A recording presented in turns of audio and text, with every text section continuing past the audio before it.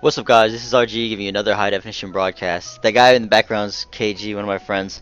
But I am gonna show you guys real quickly a class overview and what is going to be happening with the class scales, as well as what class you should go and all that good type of stuff. Just real quick, I just got out of the gym, so that's why I'm dressed like this, and I just want to do a quick video before I gotta head out again. So. Let me go ahead and start off with this quick class overview for beginners and people who are just starting the game. Alright, so just for the first thing you want to know is you can change classes at any point in the game as long as you have proficiency points, which are gained by quests.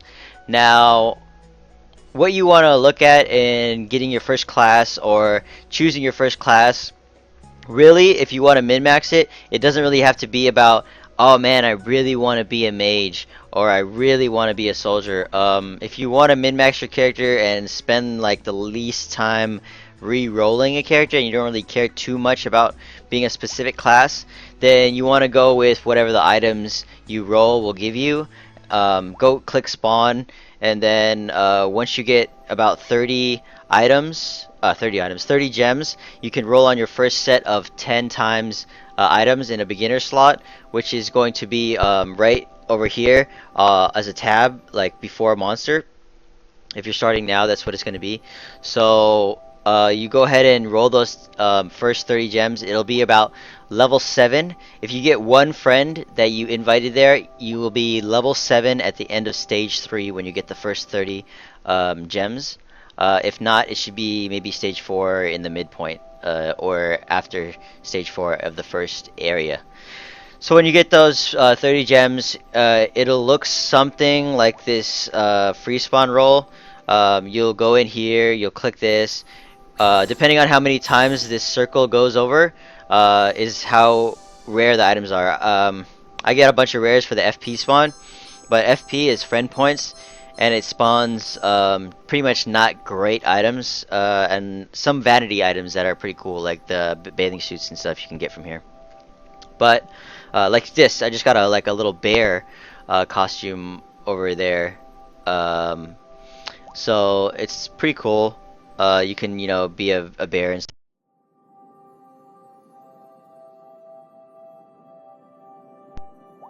But that's besides the point.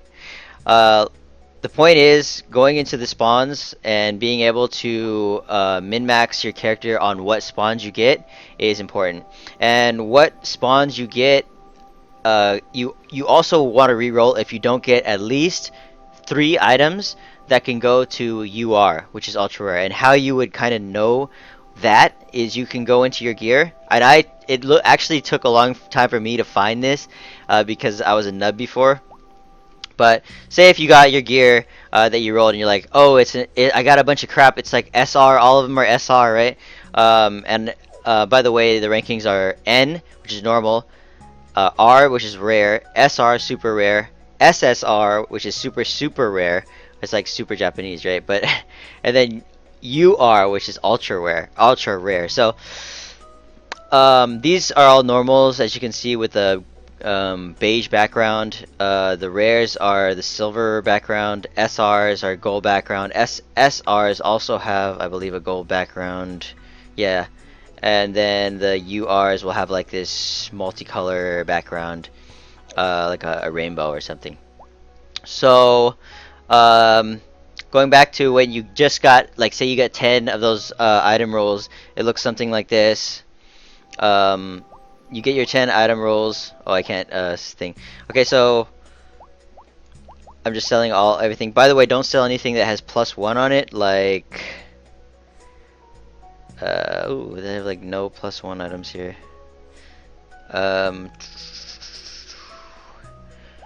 Well, it'll have a plus item on it, like this guy right here. You see this dude has +1 on him. Sometimes when you do FP rolls, the friend point rolls, it'll come up with items like these ones with the the brown background that have +1 on it. Use those to augment your other weapons, and I'll talk about that in augments. So basically, you will get 10 items, and then you will be able to see which kind of items you get, SSR, SR, by the color that they are when you roll them in this spawn thing. Like, not in FP spawn, remember? It's in the beginner spawn that'll be over here. It'll say beginner, and then it'll be the 30 gem roll. But it'll look something like when I roll this. This is the screen you will always go to when you get items. And once you see that 3, it'll be like 4, 5. That means that you'll get an SSR, and that's the highest you can get from a roll. So the gems will be yellow if they're SR, and SSR is that multicolor that the URs will have.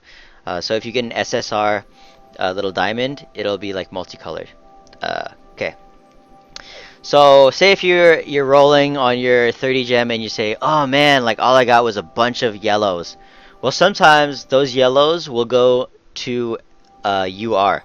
And how you would kind of figure that out is, say you go to sell gear, you had, say, this, you rolled a bunch of SR stuff like these, exactly like these actually, because you can see this this right here, this and these right here, 1, 2, 3, are all SRs, right?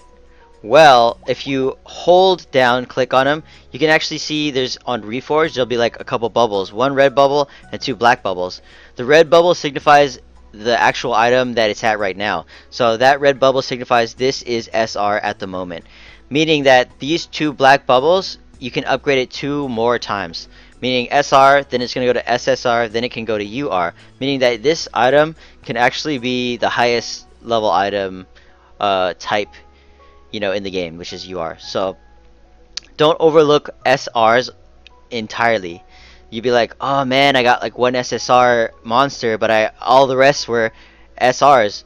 Well, it could be that you got a really, really good roll because you got a SSR monster and you got like 3 or 4 UR weapons for your class or something. So, in the class scope, you can kind of see it's a lot about what items you get. So once you get the good roll that you've been looking for, like, oh awesome, I got like 3 staves and I got a Lilith, which is a dark monster. So 3 staves and a dark monster, that's like automatically you're gonna be a mage. Or say if you got the behemoth and you got 3 lances that can go to UR, obviously you're gonna want to be a lancer. So that's something that you want to look out for. Being able to be what class you want to be also, though, is just going to take a little bit more re-rolling if you want to min-max it. So just keep that in mind. You want to look at what items you get from the first roll and what class you want to be end game. So that's pretty much what you want to do when you're looking at class.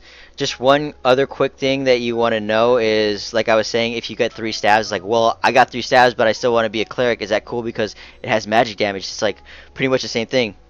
Not really, because the mages will have these type of skills: increased magic attack of all staff and charm gear. By the way, charm gear is actually not in the game. There's a post saying that, by the way, the developers just put that charm gear there. There's actually no such thing as charm gear. So if you're thinking, oh cool, I got like a bunch of books and a bunch of like floating orbs, so that means that I can be a sork, it's like, no, books and orbs are only for cleric. So the only thing that mages can use is staff gear for right now. So that's what that is. So you want to be sure that the soldier's going to be using swords and I believe axes. Mages are only staves. Lancers are scythes and spears. Archers are only bows, I believe. Oops. No, I don't want to do that. I'm pretty sure they're only bows. Yeah, gun. Oh, bows and guns. There it is. Bows and guns. And then you have clerics that have the relics and books. So the only class that doesn't have 2 weapon slots is mage for right now, and it just has a bunch of staves. So just a quick overview of which class you want to be. And obviously mages do high magic damage. They have the lowest HP. Soldiers are more defensive and have the highest HP. Lancers have incredibly high physical attack damage, and they have the fastest attack speed and burst of any class. Physically wise, archers have a balance between physical and magic attack. So they are a very versatile class, and cleric is a class that has higher defense than the mage. However, their healing goes off of magic attack and magic defense. So if you want really high heals, you want to get up in magic defense and magic attack. Um, so that's what that is. Cleric obviously is a healer. It's the only healer, really, except for the archer heal that does like a dot heal. Um, Recommendations for beginning starter classes, I would say go for a lancer or an archer. Archer is probably the best bet if you don't want to keep rerolling, because archers, even though min-max they need 5 UR bows, they can use anything because they have magic damage and they have physical damage, and they can go into defense and offense. So if you don't want to reroll a lot, you can just grab an archer and just pop whatever you have on him, and it'll be useful. Whereas if you got like 5 UR lances for a mage, it just wouldn't work. But yeah, so if I missed anything, tell me in the comments below. If this helps you out, definitely tell me. And otherwise, thank you guys for watching. Definitely hit that subscribe if you can, and like if you liked it, dislike if you just didn't like it. Other than that, thank you and take it easy. Peace.